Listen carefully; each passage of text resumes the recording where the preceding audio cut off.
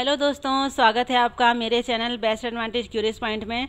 जैसा कि आप सभी जानते हैं कि हम एक लेवल के ऊपर के मॉक टेस्ट लगा रहे हैं। इसी पर आधारित क्वेश्चन आपको एग्जाम में देखने को मिलेंगे, तो वीडियो मेरे साथ लास्ट तक बने रहिएगा। बहुत इंपॉर्टेंट सीरीज चल रही है। पहला क्वेश्चन है, बच्चों में पीईएम का मुख्य कारण क्या है। पीईएम की बात चल रही है, यानी कि प्रोटीन ऊर्जा कुपोषण की बात चल रही है।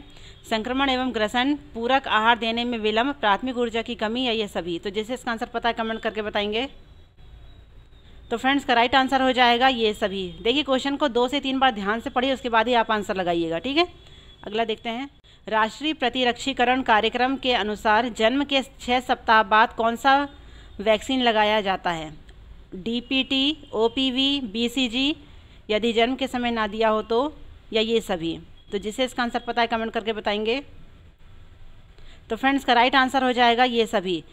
वैक्सीन वाला चैप्टर हमने बहुत अच्छे से पढ़ा है, उसमें मैंने बूस्टर डोज बताया है, कौन सी वैक्सीन कितने ml दी जाती है और किस टेम्परेचर पर उसे रखा जाता है, ये सब मैं आपको बता चुकी हूँ। बार बार मैं यहाँ रिपीट नहीं करूँगी, बहुत लंबा समय खिंच जाता है। तो आपको पता होगा कि ये सभी दिए जाते हैं जन्म के 6 सप्ताह बाद। बीसीजी अगर जन्म के समय ना दिया हो तो उसे दिया जा सकता है 6 सप्ताह बाद, ठीक है। आगे देखते हैं, स्तनपान करा रही महिला की ऊर्जा आवश्यकता खालिस्तान के लिए आवश्यक ऊर्जा पर आधारित होती है। स्तन्य दूध के उत्पादन, भार एवं वृद्धि का संगठन कायम रखने के लिए, शारीरिक गतिविधियों के एक स्तर पर, या ये सभी। तो जिसे इसका आंसर पता है कमेंट करके बताएंगे। तो फ्रेंड्स का राइट आंसर हो जाएगा ये सभी। स्तनपान करा रही महिला की ऊर्जा आवश्यकता किस लिए आवश्यक ऊर्जा पर आधारित है। स्तन दूध के उत्पादन के लिए भी, भार एवं शरीर के संगठन कायम रखने के लिए भी, शारीरिक वृद्धि और गतिविधि के लिए भी। तो ये सभी इसका राइट आंसर है, ठीक है। आगे देखते हैं, अनुपयुक्त व्यवहारिक विश्लेषण यानी कि अप्लाइड बिहेवियरल एनालिसिस, जिसे ABA शॉर्ट में कहा जाता है, का उपयोग प्रायः इनमें से किस स्थिति से पीड़ित बच्चों की मदद के लिए किया जाता है। स्टार लेवल का क्वेश्चन है। पठन वैकल्पिक यानी डिस्लेक्सिया, पठन वैकल्प मतलब पढ़ने में दिक्कत होती है। स्वलीनता, ऑटिज्म, ये ऑटिज्म वाले वो होते हैं जो सरल काम भी बहुत उनको करने में कठिन लगता है, ठीक है, नहीं कर पाते हैं। एकाग्रता, न्यूनता विकार यानी अटेंशन डिफिसिट डिसऑर्डर, गति समन्वय वैकल्प यानी डिस्प्लेक्सिया। तो जिसे इसका आंसर पता है कमेंट करके बताएंगे। तो फ्रेंड्स का राइट आंसर हो जाएगा स्वलीनता यानी कि ऑटिज्म। देखिए, अप्लाइड बिहेवियरल एनालिसिस यानी कि ABA एक प्रकार की एक थेरेपी होती है जो बच्चों में जो सोशल हो गया, कम्युनिकेशन, लर्निंग स्किल, उसको सुधारने के काम आती है। प्रायः इससे पीड़ित बच्चे, अधिकांश लोगों जो होते हैं वो सरल काम को पूरा नहीं कर पाते हैं। उनको सुनने में, जो सरल काम होते हैं उनको पूरा करने, सुनने और उस चीज़ को याद रखने में बहुत मुश्किलें होती हैं। वो सरल काम को बहुत लेट लतीफ़ी टाइप का कार्य करते हैं, उनको समझ में नहीं आता है। आगे देखते हैं, लैंगरहैंस के द्वीप समूह खालिस्तान में मिलते हैं। वृक्क, वल्कुट, अंतःस्रावी अग्नाशय, अग्रपीयूष या प्लीहा। तो जिसे इसका आंसर पता है कमेंट करके बताएंगे। तो फ्रेंड्स का राइट आंसर हो जाएगा अंतःस्रावी अग्नाशय। हमने लैंगरहैंस की दीपिका के विषय में बहुत बार चर्चा की है। लैंगरहैंस की दीपिका, इसमें 3 पार्ट्स मैंने बताया था, अल्फा, बीटा और गामा, सबका अपना अपना काम बताया था। ये बहुत इंपॉर्टेंट है। आगे देखते हैं, संपूर्ण प्रोटीन का एक उदाहरण है। गेहूं का प्रोटीन, अंडे का प्रोटीन, मक्का का प्रोटीन, या ये सभी। तो जिसे इसका आंसर पता है कमेंट करके बताएंगे। तो फ्रेंड्स का राइट आंसर हो जाएगा अंडे का प्रोटीन। संपूर्ण प्रोटीन है एक क्या, अंडे का प्रोटीन, जिसमें संपूर्ण प्रोटीन होता है। आगे देखते हैं, तीक्ष्ण दस्त में क्या हो सकता है। सीलियक रोग हो सकता है, संदूषित भोजन एवं जल के माध्यम से जीवाणुओं और परजीवी का संक्रमण हो सकता है, लैक्टोज असहायता, लैक्टोज मतलब होता है शर्करा, प्रोटीन ऊर्जा कुपोषण होता है, और B कॉम्प्लेक्स की कमी होती है। तो बताइए इसका राइट आंसर क्या है। तो फ्रेंड्स का राइट आंसर हो जाएगा संदूषित भोजन एवं जल के माध्यम से जीवाणुओं और परजीवियों का संक्रमण हो जाता है। तीक्ष्ण दस्त, बहुत पतले दस्त जो होते हैं उसकी बात कर रहा है। ये बार बार मैं रिपीट कर चुकी हूँ किस कारण से दस्त होते हैं। संदूषित भोजन जल के माध्यम से इनके संख्या बढ़ती है, ठीक है। आगे देखते हैं, वह संप्रेषण विधि जिसके अंतर्गत व्याख्यान आता है। समूह, संगठनात्मक, व्यक्तिगत, जन। तो जिसे इसका आंसर पता है कमेंट करके बताएंगे। संचार संप्रेषण से रिलेटेड क्वेश्चन आया है। तो फ्रेंड्स का राइट आंसर हो जाएगा समूह। वह संप्रेषण, संप्रेषण मतलब होता है कम्युनिकेशन, जिसके अंतर्गत व्याख्यान आता है, मतलब पूरे ग्रुप में व्याख्या करके बताई जाती है कोई चीज़, तो वो होता है समूह। ठीक है, इसके विषय में हम ऑलरेडी बहुत बार बात कर चुके हैं। नेक्स्ट क्वेश्चन देखते हैं। अगला क्वेश्चन है, शाकाहार का पालन करने और स्तनपान कराने के संबंध में इनमें से कौन सा कथन सही है? विटामिन B12 पूरकों की आवश्यकता पड़ सकती है।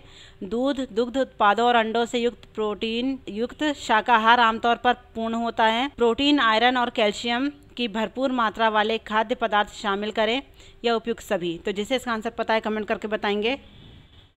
तो फ्रेंड्स, का राइट आंसर हो जाएगा ये सभी।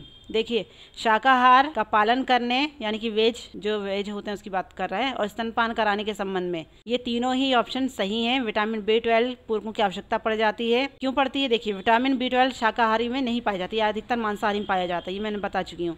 दूध, दुग्ध उत्पादों और अंडों से युक्त शाकाहारी आमतौर पर पूर्ण होता है, प्रोटीन से भरपूर होता है। प्रोटीन, आयरन और कैल्शियम की भरपूर मात्रा वाले खाद्य पदार्थ शामिल किए जाते हैं। तो ये तीनों ही दोनों में लागू होते हैं। ठीक है, आगे देखते हैं। कॉम्प्लेक्स विटामिनों और एस्कॉर्बिक अम्ल को खालिस्तान की श्रेणी में रखा जाता है। जल में घुलनशील विटामिन, वसा में घुलनशील विटामिन, अघुलनशील विटामिन, या उपयुक्त में से कोई नहीं। तो जिसे इसका आंसर पता है कमेंट करके बताएंगे। तो फ्रेंड्स, का राइट आंसर हो जाएगा जल में घुलनशील विटामिन। हमने कई बार बात की है, जल में घुलनशील विटामिन कौन से होते हैं? विटामिन B, विटामिन C, और बाकी के जो विटामिन है वो वसा में घुलनशील होते हैं। ठीक है, इसका शॉर्ट फॉर्म भी मैंने कई बार बताया है। आगे देखते हैं। कार्बोहाइड्रेट कुपोषण का सबसे आम प्रकटन है। बुखार, मलेरिया, टाइफाइड या लैक्टोज असहायता। तो जिसे इसका आंसर पता है कमेंट करके बताएंगे। तो फ्रेंड्स, इसका राइट आंसर हो जाएगा लैक्टोज असहायता। देखिए, लैक्टोज ये एक प्रकार की शर्करा होती है, शक्कर होती है। ठीक है, तो शर्करा, स्टार्च और फाइबर ये कार्बोहाइड्रेट के ही रूप हैं। ठीक है, तो कार्बोहाइड्रेट कुपोषण का आम कारण बुखार नहीं होता, मलेरिया नहीं होता, टाइफाइड नहीं होता। ये क्या होता है? असहायता, यानी कि लैक्टोज की कमी हो जाना। ठीक है, अन्य माइक्रोन्यूट्रिएंट्स जो होते हैं में वसा और प्रोटीन शामिल होते हैं। आगे देखते हैं। विटामिन K की कमी इनमें से किससे हो सकती है? फाइटेट की उपस्थिति, गुर्दे के रोग, एंटीबायोटिक चिकित्सा, या सिट्रस फलों का अपर्याप्त सेवन। तो जिसे इसका आंसर पता है कमेंट करके बताएंगे। तो फ्रेंड्स, का राइट आंसर हो जाएगा एंटीबायोटिक चिकित्सा। विटामिन K की बात आ रही है तो विटामिन K का रासायनिक नाम आपको पता होना चाहिए, फिलिक्विनोन होता है, और इसकी कमी से खून का थक्का नहीं जमता। ठीक है, ये मैंने आपको कई बार बताया है विटामिन K के विषय में। आगे देखते हैं। सकारात्मक गर्भावस्था के परीक्षण के लिए उत्तरदायी हार्मोन है। कौन सा हार्मोन है जो सकारात्मक गर्भावस्था के परीक्षण के लिए उत्तरदायी होता है? Progesterone, estrogen, human chorionic gonadotrophin, या फोलिकल स्टिम्युलेटिंग हार्मोन। तो जिसे इसका आंसर पता है कमेंट करके बताएंगे।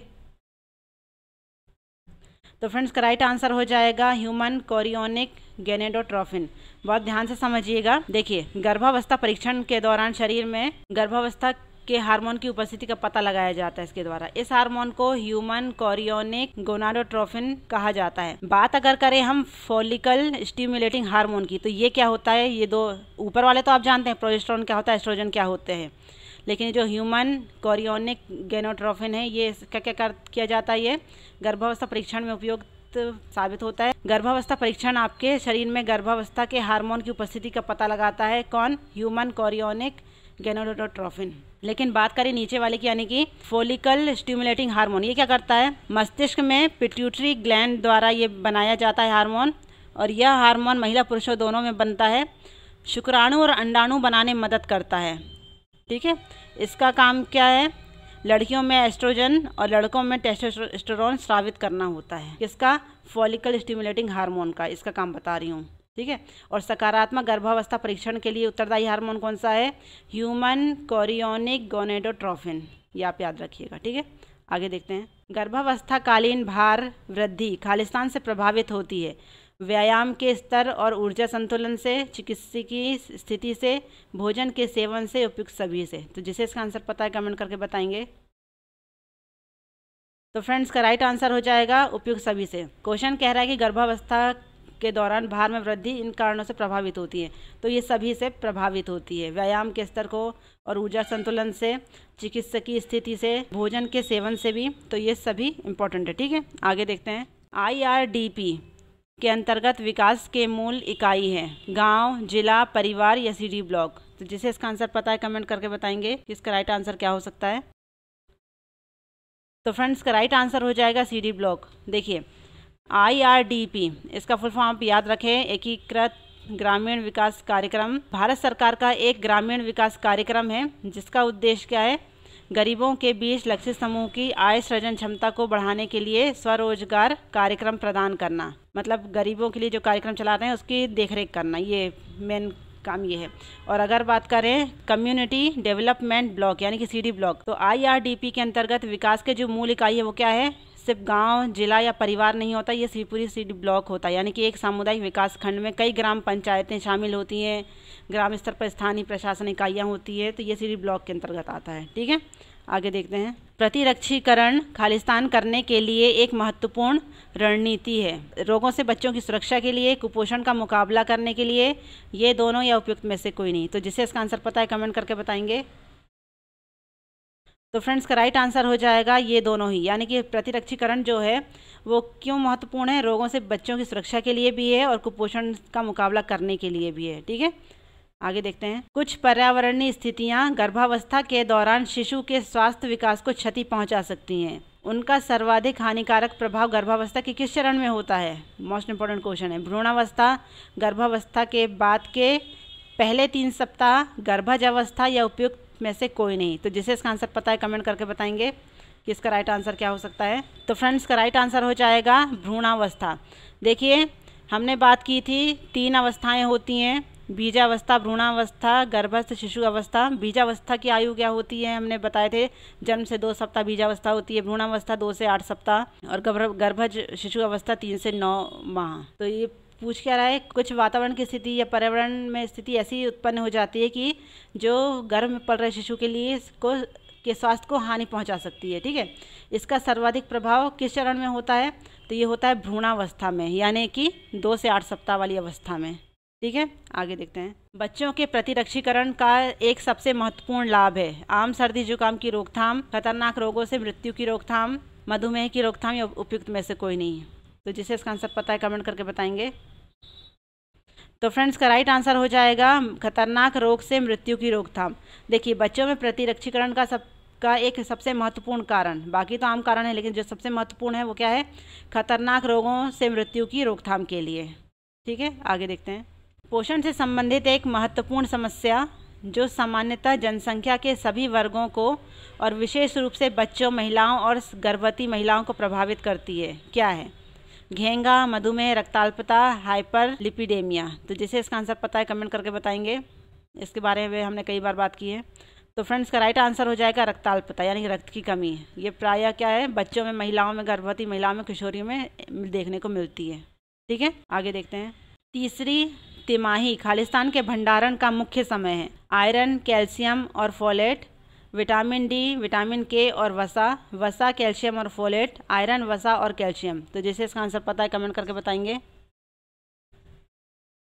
तो फ्रेंड्स का राइट आंसर हो जाएगा आयरन, वसा और कैल्शियम। देखिए तीसरी तिमाही की बात कर रहा है। 3 तिमाहियों के विषय में हमने बताया था। तीसरी तिमाही क्या होती है, 7वें महीने से चालू हो जाती है, 7, 8 और 9। ठीक है, तीसरी तिमाही में शिशुओं के अंगों को विकसित होना ये जारी रहता है। ये बहुत मेन समय होता है, कहने का मतलब ये है। ठीक है, त्वचा के नीचे वसा का भंडारण भी होता है इसी तिमाही में। आयरन की भरपूर मात्रा का यूज़ किया जाता है। कैल्शियम बोन स्ट्रांग होने का भी प्रोसेस इसी में होता है। तो फ्रेंड्स थैंक्स फॉर वॉचिंग।